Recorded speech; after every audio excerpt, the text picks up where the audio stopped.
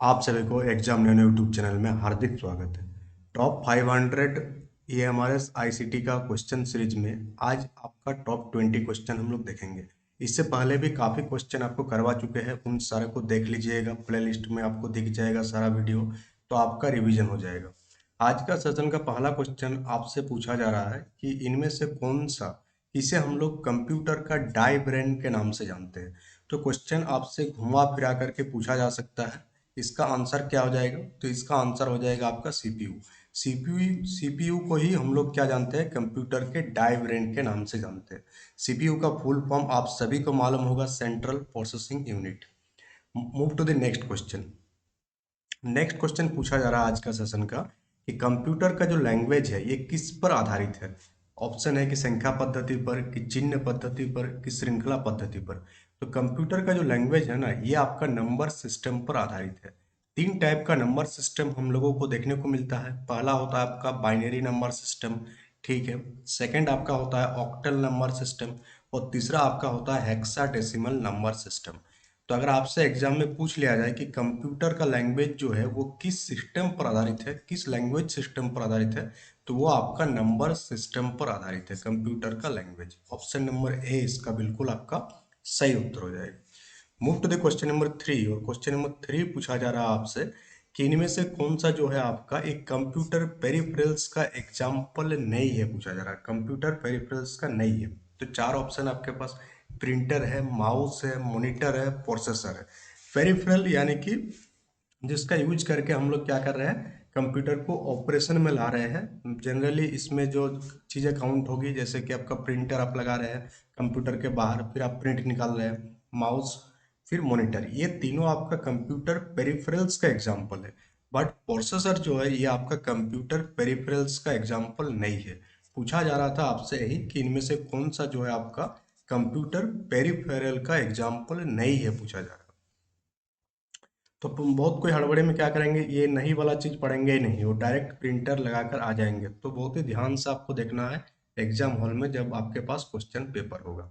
अब ये क्वेश्चन थोड़ा सा हटके है, इसके बारे में भी आपके पास जानकारी होना चाहिए। डिटेल में हम डिस्कस किए हैं इस क्वेश्चन का। क्या पूछा जा रहा है कि what is included in stage 1 of productive computer session. आप जिस चीज का एग्जाम देने जा रहे हैं वो एक स्कूल बॉडी है, तो इस टाइप के क्वेश्चन घुमा फिरा करके पूछा जा सकता है आपसे कि स्टेज 1 क्या होती है। प्रोडक्टिव कंप्यूटर सेशन यानी कि आप जब बच्चों को पढ़ाएंगे या बच्चों को समझाएंगे, तो जो सेशन लेंगे उसमें उसको प्रोडक्टिव बनाना है। तो उससे पहला स्टेज आपका क्या होगा, तो इसको आपको ध्यान से देखना है। चार स्टेज टोटल बताया गया है इसमें आईसीटी का, जिसमें पहला चरण है कि शिक्षक और छात्र क्या करेंगे, शिक्षक क्या करेंगे, छात्र को आईसीटी के टूल्स के बारे में और उसका जो बहुत ही बेसिक वर्क है, फंक्शन है, यूज है, उसके बारे में क्या करेंगे, जानकारी देंगे। पहला बहुत ही बेसिक चीज बताएंगे पहला चरण में। ऐसा तो नहीं है कि पहले दिन आएंगे और पहला दिन ही आप उसको सी प्लस प्लस या बाकी कोई टफ काम कराएंगे, नहीं कराएंगे। बहुत ही आसान सा बेसिक सा, यानी कंप्यूटर का एबीसीडी। सेकंड स्टेज में आप क्या करेंगे कि जो जितने भी आईसीटी टूल्स है उसका यूज करना सिखाएंगे आप, और साथ ही साथ उसका यूज क्या करेंगे आप, अलग अलग विषयों में उसको यूज करना सिखाएंगे आप। यानी एक दूसरे कंप्यूटर को दूसरे सब्जेक्ट के साथ आप इंटरलिंकिंग करते हुए चलेंगे। चरण थर्ड क्या है, इसका एक स्पेशल पर्पज है, जिसमें यह बताया जाएगा कि किसी भी आईसीटी टूल्स का यूज कब करते हैं, वो कैसे और कब किया जाता है। फोर्थ स्टेज आता है जब सीखने की स्थिति आईसीटी के उपयोग के माध्यम से बदल जाती है, और यह क्या करता है, आईसीटी विकास मॉडल में परिवर्तनकारी चरण के साथ जुड़ा हुआ है। टोटल चार चरण देखने को मिलता है। तो पहला पूछा जा रहा था, क्वेश्चन पूछा जा रहा था कि स्टेज 1 में क्या क्या शामिल है। तो स्टेज 1 में हम लोग क्या करते हैं, जो बेसिक वोकाबुलरी है, स्ट्रक्चर है, इन सारे के बारे में जानकारी देते हैं। साथ ही साथ बच्चों को, प्यूपिल्स को क्या करते हैं, प्रोत्साहित करते हैं कि हाँ वो विषय पर ध्यान दें। हो सकता है कि बहुत सारे बच्चे ऐसे बैकग्राउंड से आ रहे हैं, कंप्यूटर का नाम सुनकर ही उसको डर लगने लगेगा, तो उसको विषय पर क्या कराना है, ध्यान केंद्रित कराना है। क्वेश्चन 4 का आंसर आपका ऑप्शन नंबर ए हो जाएगा, यानी दोनों स्टेटमेंट इसमें सही है। क्वेश्चन नंबर 5 पूछा जा रहा है कि अर्थमेटिक लॉजिक यूनिट और कंट्रोल यूनिट, इन दोनों को अगर मिला देंगे तो हम लोग इसे किस नाम से जानते हैं। तो अर्थमेटिक लॉजिक यूनिट और कंट्रोल यूनिट को मिला देने से क्या बनता है, आपका सीपीयू बनता है। ठीक है, इसे हम लोग ब्रेन ऑफ द कंप्यूटर के नाम से जानते हैं। पीसी का फुल फॉर्म है पर्सनल कंप्यूटर। क्वेश्चन नंबर 6 पूछा जा रहा है आपसे कि the assistive technology sweep sticks is a virtual adaptive, ये क्या है? तो आप देखे होंगे जैसे आज के डेट में आप एग्जाम देने जब जाएंगे ऑनलाइन वाला, तो एक कीबोर्ड खोल के आता है जिसमें आप अपना रोल नंबर वगैरह टाइप करते हैं। तो ये भी एक प्रकार का असिस्टिव टेक्नोलॉजी पर आधारित है। वो क्या है? आपका माउस, जिसे हम लोग किस नाम से जानते हैं? स्वीप स्टिक्स के नाम से जानते हैं। क्वेश्चन नंबर 6 का आंसर आपका हो जाएगा माउस। क्वेश्चन नंबर 7 पूछा जा रहा है कि what among them the advantage of enterprise resource planning, ERP, enterprise resource planning, इसका बेनिफिट क्या है ये आपसे पूछा जा रहा है। ईआरपी का बेनिफिट, तो ईआरपी का सबसे बड़ा बेनिफिट जो है वो आपका क्या हो जाएगा? Data security. और साथ ही साथ ये क्या करता है? पेडागोगी को भी सपोर्ट करता है। ऑप्शन नंबर सी आपका बिल्कुल सही उत्तर हो जाएगा। क्वेश्चन नंबर 8 पूछा जा रहा है कि which of the following is the correct sequence in the context of the computer, यानी कंप्यूटर के संदर्भ में सही क्रम आपको बताना है।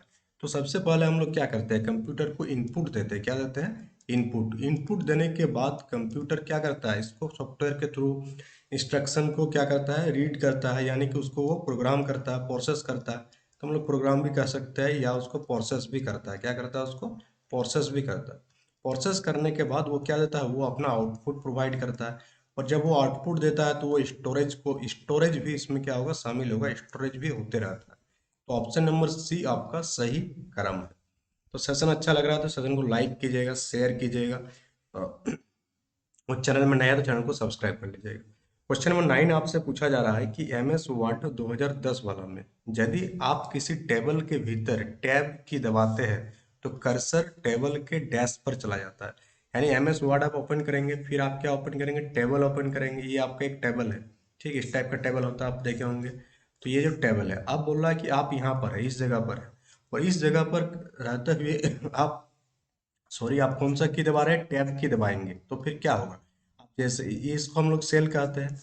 एक एक जो आपको दिख रहा है ये एक सेल है। तो इस सेल के अंदर आप टैब की दबाएंगे तो क्या होगा? ये दूसरा सेल पर चला जाएगा। कहाँ पर चला जाएगा? दूसरा सेल पर पहुंच जाएगा। यहाँ से ये यहाँ पर आ जाएगा। तो यहाँ पर सेल आंसर हो जाएगा। क्या हो जाएगा? सेल। क्वेश्चन नंबर 10 पूछा जा रहा है कि 2010 में एमएस वर्ड का ही सवाल है ये, कि निम्नलिखित में से कौन सा फीचर जो है किसी डॉक्यूमेंट में चयनित टेक्स्ट में सीधी रेखा खींचने के लिए उपयोग किया जाता है। तो डॉक्यूमेंट में जब किसी टेक्स्ट के ऊपर हम लोगों को सीधी लाइन खींचना होता है तो उसे हम लोग स्ट्राइक थ्रू के नाम से जानते हैं। किसके नाम से जानते हैं? स्ट्राइक थ्रू के नाम से। जैसे यहाँ पर एग्जाम नैनो लिखा हुआ, ठीक है। अब आप चाहते हैं कि इसके बीचों बीच एक लाइन पार हो जाए, जिसे हम लोग स्ट्राइक थ्रू कहते हैं। तो ये स्ट्राइक थ्रू हो जाएगा, और स्ट्राइक थ्रू के लिए आपको होम टैब में जाना होगा। क्वेश्चन नंबर 11 पूछा जा रहा है कि पैराग्राफ में डबल स्पेसिंग अप्लाई करने के लिए कौन सा शॉर्टकट की दबाते हैं। यानी यहाँ पर एक पैराग्राफ आप लिखा हुआ, ठीक, नीचे फिर एक पैराग्राफ है। आप पैराग्राफ के बीच में क्या चाहते हैं? आप स्पेस देना चाहते हैं। तो तीन टाइप का स्पेस आप दे सकते हैं। एक होता है आपका सिंगल स्पेसिंग। क्या होता है? सिंगल स्पेसिंग, जहाँ एक सिंगल स्पेसिंग रहेगा। तो सिंगल स्पेसिंग के लिए हम लोग कौन सा शॉर्टकट की यूज करेंगे? सिंगल स्पेसिंग के लिए हम लोग कंट्रोल+1 प्रेस करेंगे। अगर आपको डबल स्पेसिंग देना है, क्या देना है? Double spacing. तो डबल स्पेसिंग देने के लिए हम लोग क्या करेंगे? कंट्रोल+2 प्रेस करेंगे। बट अगर आप 1.5 का, कहाँ कितना का देना चाहिए? 1.5 का देना चाहते हैं, 1.5 का देना चाहते हैं, तो हम लोग क्या करेंगे? कंट्रोल+5 प्रेस करेंगे। क्या करेंगे? 1.5 देने के लिए कंट्रोल+5। एक इस सिंगल स्पेसिंग देने के लिए कंट्रोल+1, डबल स्पेसिंग के लिए कंट्रोल+2, और 1.5 देने के लिए कंट्रोल+5 हम लोग प्रेस करेंगे। तो यहाँ पर आंसर आपका हो जाएगा ऑप्शन नंबर 2, 11 का आ जाएगा सी। 12 पूछा जा रहा है कि निम्नलिखित में से कौन सा इफेक्ट जो है एमएस वर्ड के फॉन्ट डायलॉग बॉक्स में उपलब्ध नहीं है।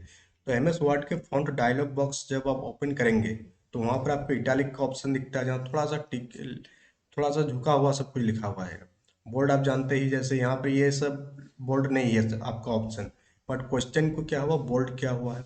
सब्सक्रिप्ट आप जानते ही है। तो इटैलिक, बोल्ड, सब्सक्रिप्ट, ये तीनों आपका एमएस वर्ड के फॉन्ट बॉक्स में देखने को मिलता है, फॉन्ट डायलॉग बॉक्स में। बट फैंसी नाम का कोई चीज हम लोगों को देखने को नहीं मिलता है। तो 12 का आंसर आपका क्या हो जाएगा? ऑप्शन नंबर ए हो जाएगा। 13 आपसे क्या पूछा जा रहा है कि to toggle from one window to another, यानी एक विंडो से दूसरे विंडो में जाने के लिए। जैसे मान लेते हैं कि गूगल क्रोम आप खोल कर रखें, ठीक है, एक एप्लीकेशन है गूगल क्रोम। अब वहाँ पर आप बहुत सारा टैब होता है, यहाँ पर एक टैब खुला रहता है, ये हमारा इसका साइट आप ओपन करके रखे होंगे। यहाँ पर आप अपना गूगल ड्राइव खोल कर रखे होंगे, यहाँ पर कुछ करके रखे होंगे।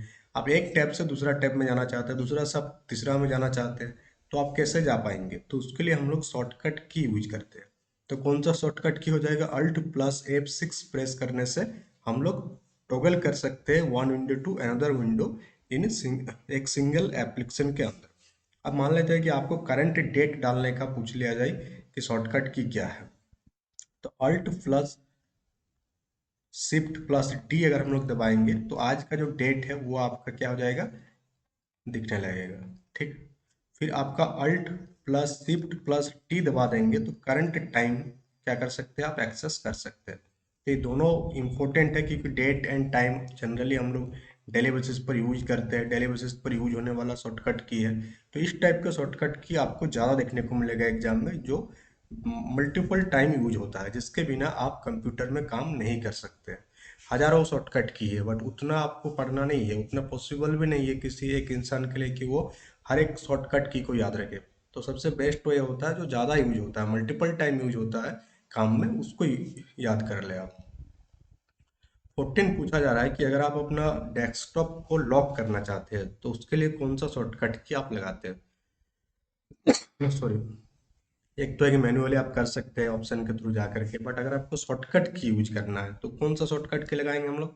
Window plus L. क्या लगाएंगे? Window plus L. Option number C. 14 हो गया आपका। 15 की ओर मूव करेंगे और 15 पूछा जा रहा है आपसे कि कंप्यूटर को रिबूट करने के लिए कौन सी कमांड दी जाती है? अगर आप कंप्यूटर को रिबूट करना चाहते हैं तो control plus alt plus del delete, तो ये हम लोग यूज करते हैं। 16 पूछा जा रहा है to open the setting in window 10 operating system. Window 10 का ऑपरेटिंग सिस्टम में अगर आप सेटिंग को ओपन करना चाहते हैं तो आप क्या यूज करेंगे? कौन सा शॉर्टकट की आप यूज करेंगे?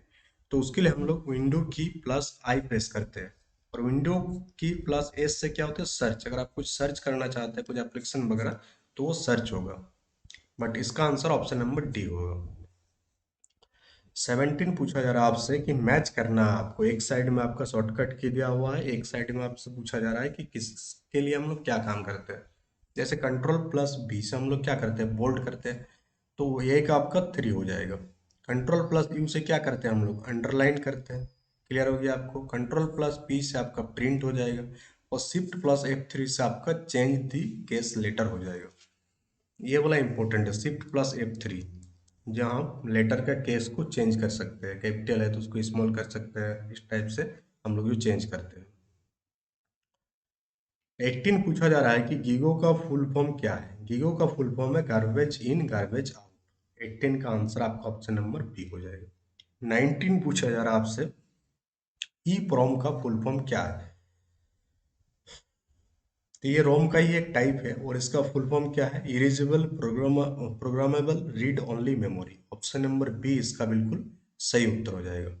20 पूछा जा रहा है कि what is the full form of Fortran? तो फॉरट्रैन का फुल फॉर्म क्या है? Formula translation. क्या है? Formula translation. इसका खोज किसने किया था? अगर पूछ लिया जाए कि इसकी खोज किसने किया था, तो इसका खोज जो किया था वो जॉन ब्रैकॉस के द्वारा किया गया था। जॉन ब्रैकस के द्वारा कब किया गया था? 1957 में। और फॉरट्रैन का यूज कहाँ होता है? तो हाई लेवल प्रोग्रामिंग लैंग्वेज में। कहाँ होता है? High level programming